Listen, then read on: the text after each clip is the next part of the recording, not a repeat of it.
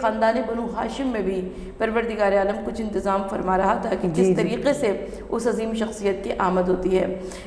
تاریخ یہ کہتی ہے کہ حضرت عبد المطلب نے کوئی منت مانی تھی کہ جب پروردگار عالم مجھے 10 بیٹے عطا کرے گا تو میں ان میں سے ایک بیٹے کو اللہ کے گھر یعنی خانہ کعبہ پر صدقہ کر دوں گا۔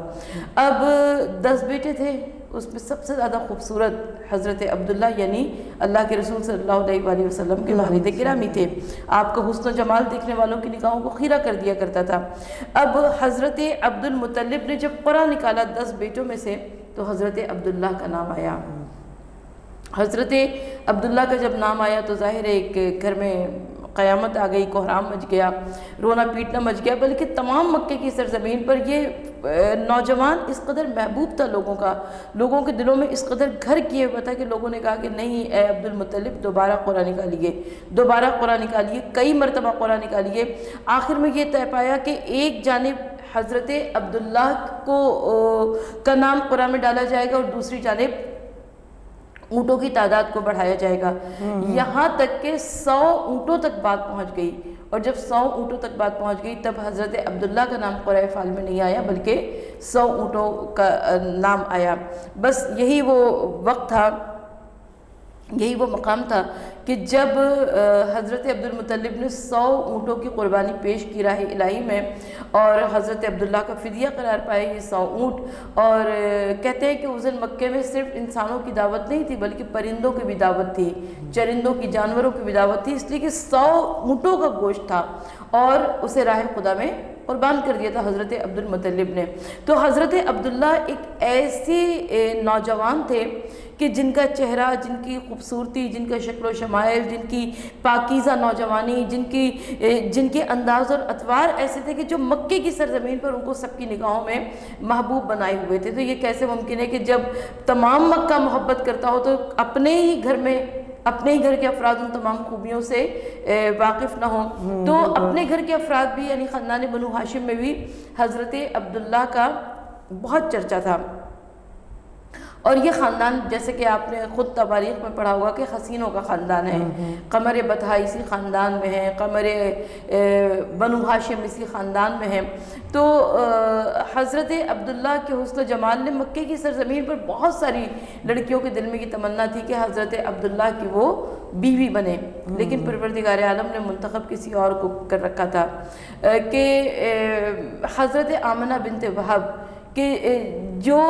حسن و جمال میں چندے آفتاب تھیں اور چندے مہتاب تھیں، ان کو رب العالمین نے منتخب کیا کہ پروردگار عالم کی جانب سے وہ جو آخری نبی آ رہا ہے ان کے صدف عصمت میں، ان کے بطن مبارک میں وہ پروان چڑھے اور حضرت آمنہ بیاہ کر حضرت عبداللہ کے گھر میں تشریف لے آئیں۔ اور جب آپ حضرت عبداللہ کے گھر میں تشریف لائیں تو روایت یہ کہتی ہے کہ اس زمانے میں عرب میں دستور یہ تھا کہ بی بی آمنہ کے خاندان میں کہ دولہا کم از کم 3 دن تک اپنے سسرالی گھر میں قیام کیا کرتا تھا۔ تو تواریخ یہ کہتی ہے کہ شاید یہی وہ 3 دن تھے کہ جس میں حضور نبی کریم صلی اللہ علیہ وآلہ وسلم کا حمل جناب آمنہ بنت وہب کو ٹھہرا تھا، اور اس کے بعد اس عظیم امانت کی امین بن کر جناب آمنہ بنت وہب تشریف لائیں حضرت عبداللہ کی زوجہ اپنے گھر۔ اور یہاں تک کہ روایت یہ کہتی ہے کہ حضرت عبداللہ کسی سفر پہ تشریف لے گئے تھے اور وہاں پر ان کی رحلت ہو گئی راستے میں، اور جب یہ خبر آئی ہے تو یہ پورے خاندان کے واسطے نہایت اندوہناک خبر تھی، نہایت صدمے کا باعث تھا، اس لیے کہ وہ بچہ جسے 100 اونٹوں کے مقابلے میں محفوظ کیا گیا تھا وہ اب چند دنوں کے بخار میں دنیا سے گزر گیا۔ بہرحال حضرت آمنہ بنت وہب کے لیے یہ وقت بڑا سخت تھا، اس لیے کہ ایک جانب محبوب شوہر سے جدائی تھی، دوسری جانب یہ بھی احساس تھا کہ شوہر کی امانت کو وہ دنیا میں لانے کا سبب بننے والی ہیں۔ تو حضرت آمنہ بنت وہب ان کے لیے یہ بڑا مشکل وقت تھا کہ ایک جانب مکے کی سرزمین پر یہ باتیں ہو رہی ہیں، دوسری جانب محبوب شوہر سے جدائی بھی ہے۔ بہرحال حضرت آمنہ کو پروردگار عالم نے منتخب کیا اس عظیم سعادت کے لیے، اس بزرگی کے لیے، اس شرف کے لیے کہ رہتی دنیا تک آپ اللہ کے رسول صلی اللہ علیہ وآلہ وسلم کی والدہ ماجدہ، والدہ